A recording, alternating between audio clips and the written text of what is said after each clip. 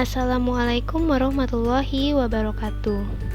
Perkenalkan, saya Anissa Hanini Putri, mahasiswi Universitas Negeri Jakarta, Prodi Pendidikan Teknik Bangunan tahun 2020. Di sini saya akan membawakan sebuah materi dalam mata pelajaran Mekanika Teknik.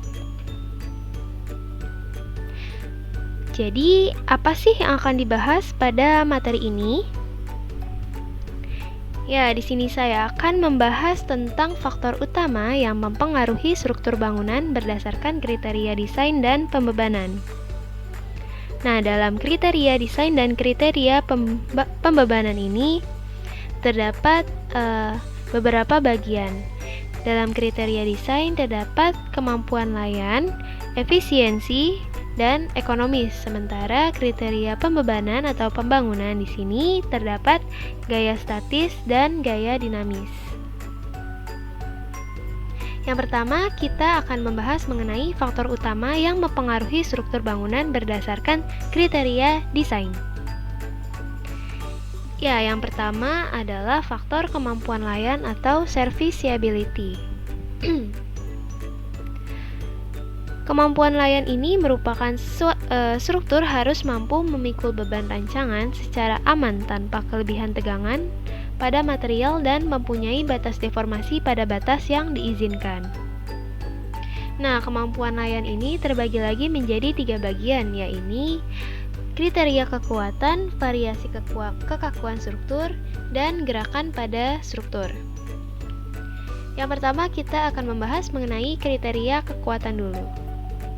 Ya, pada kriteria kekuatan ini dapat diartikan sebagai pemilihan dimensi serta bentuk elemen struktur pada taraf yang dianggap aman, sehingga kelebihan tegangan pada material tidak terjadi. Ya, di sini ada salah satu contoh dari kelebihan tegangan pada material. Nah, di gambar ini, kelebihan tegangan ini dapat mempengaruhi pada rusaknya sebuah struktur. Ya, yang kedua adalah variasi kekakuan struktur. Variasi kekakuan struktur merupakan struktur yang berfungsi untuk mengontrol deformasi yang diakibatkan oleh beban. Nah, deformasi sendiri merupakan perubahan bentuk bagian struktur yang tidak tampak jelas oleh pandangan mata. Jadi, sehingga sering terjadi secara tiba-tiba. Kemampuan layan yang terakhir ini adalah gerakan pada struktur yang bisa juga berkaitan dengan deformasi. Nah, pada struktur bangunan tinggi terdapat gerakan struktur akibat beban angin. Untuk itu diperlukan kriteria mengenai batas kecepatan dan percepatan yang diizinkan. Nah, kita sudah membahas tentang bagian-bagian dari kemampuan layan. Sekarang kita akan kembali pada bagian kedua dari kriteria desain, yakni efisiensi.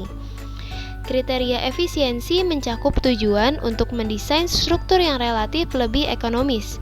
Indikator yang sering digunakan pada kriteria ini adalah jumlah material yang diperlukan untuk memikul beban. Yang ketiga adalah faktor konstruksi. Konstruksi di sini merupakan kegiatan perakitan elemen-elemen atau material-material struktur. Konstruksi akan efisien apabila materialnya mudah dibuat dan dirakit.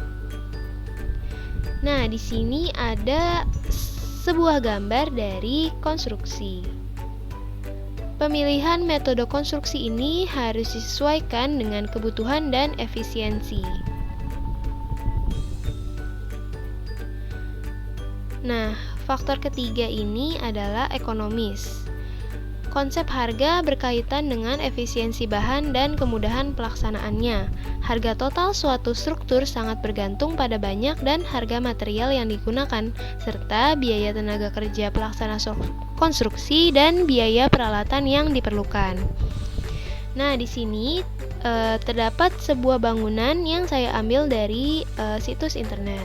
Di sini bangunan tersebut terlihat unik, terlihat megah dan mewah, dan terlihat rumit ya.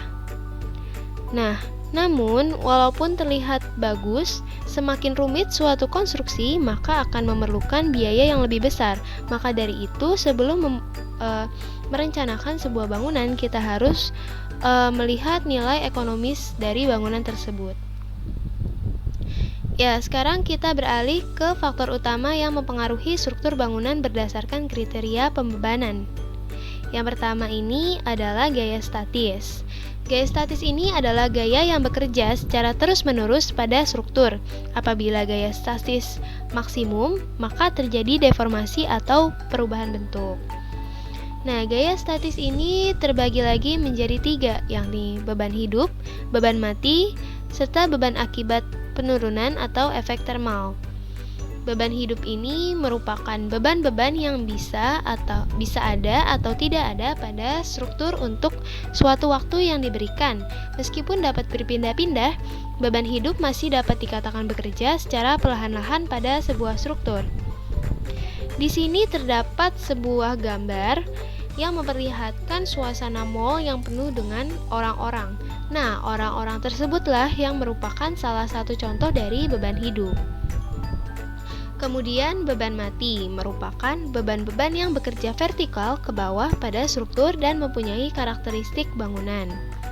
Nah, di sini terdapat sebuah gambar mall kosong yang hanya terdapat strukturnya dan di sana terdapat elevator. Nah, hal-hal tersebutlah yang merupakan salah satu contoh dari beban mati, seperti elevator, lift, dan benda-benda yang tidak bergerak lainnya.